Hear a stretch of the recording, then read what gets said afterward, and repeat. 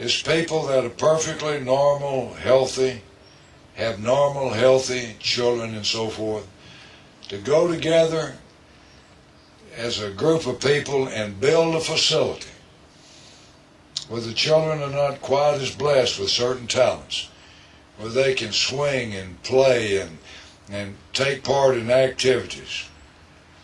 See, that's a big deal. It's not a big deal for me to do it. I mean, why shouldn't I do it? But for you guys that have no other reason than because simply it's sort of the right thing to do, that sort of puts it under the category of a big deal. I'm coaching for the Dallas Cowboys. We have 13 rookies to make our football team. We're sitting around the table the year that we had 13 rookies trying to make our team, and we wanted to come up with a goal for the Dallas Cowboys that year. After sitting around that table for about 3 days, this is what we came up with. For everybody to have a genuine appreciation for the contribution that everybody makes. And our way of thinking, we said if the offense appreciates the defense the offense, player the coach the player. If the player has an appreciation for the trainer that keeps him on the field, or perhaps in good equipment, just a genuine appreciation. Last game that we lost that year was in the Super Bowl. See, it's something about having an appreciation. All of my coaching career, I loved the 4th team player, the 5th team player, the guy that's just not good enough to play on Saturday. Never misses a practice, never misses a meeting. First one down to check the travel list. He knows he's not going to play, but he just loved to be on the bus.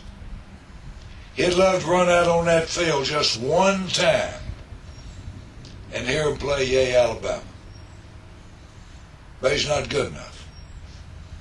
But I'll tell you what he's good enough to do. He's good enough to get you ready to play. That's his contribution.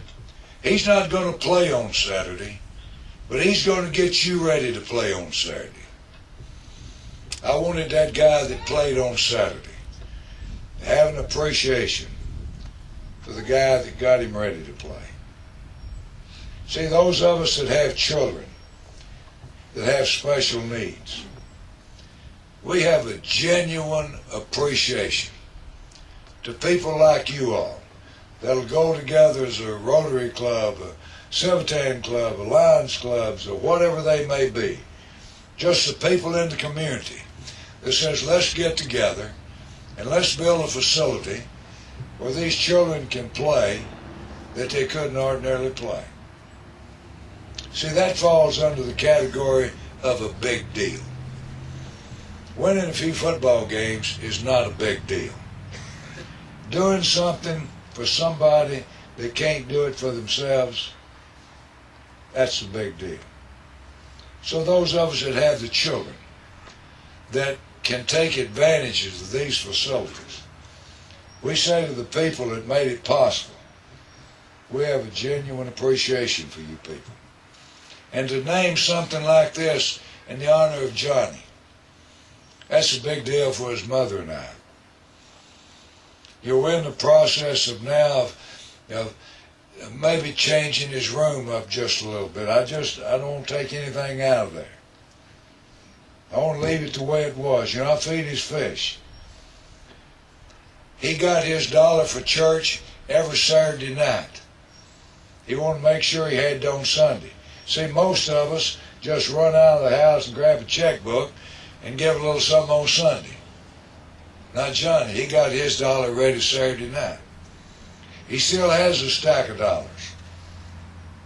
You know, I go in there every Saturday night and get $1. Because I just want to. I still feed his fish. I still go down and visit with him at the cemetery. We buried him on my ranch. I'm looking over some headstones and things. That's sort of painful for me to do right now, but nevertheless, it comes time that we. But you know what we've done? You know, his mother and I have done. We've sort of raised a child that's going to be in the presence of God forever. Now, see, it doesn't get any better than that.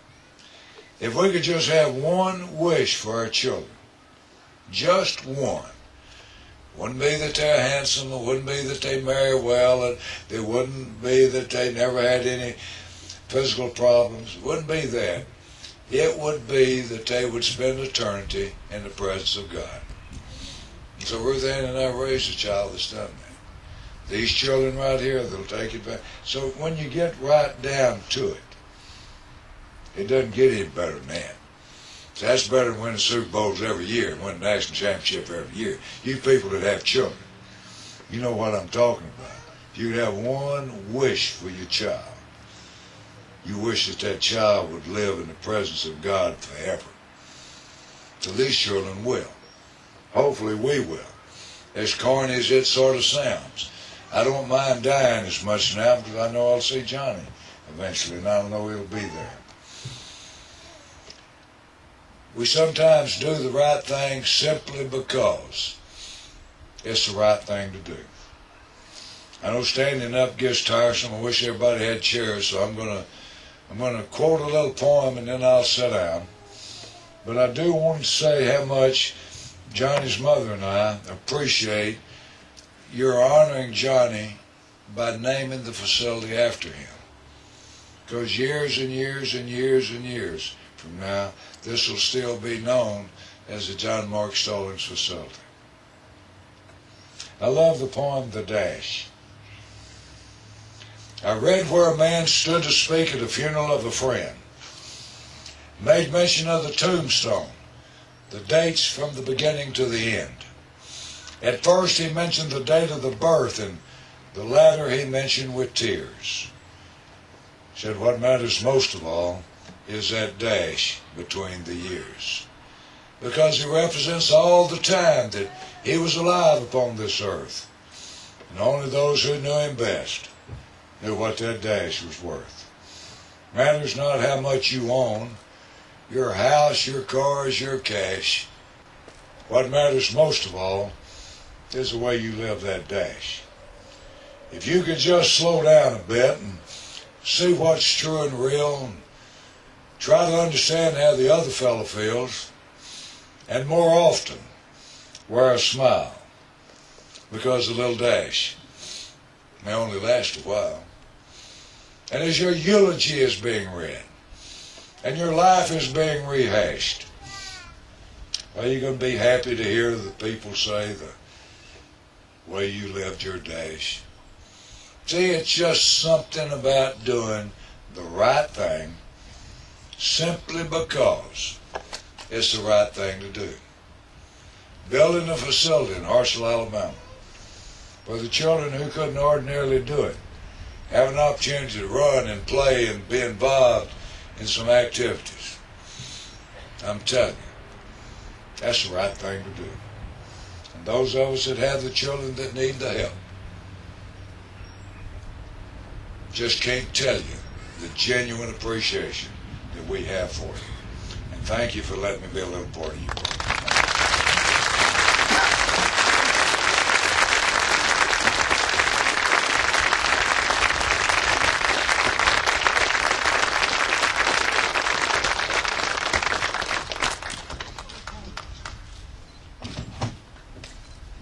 Thank you, Coach.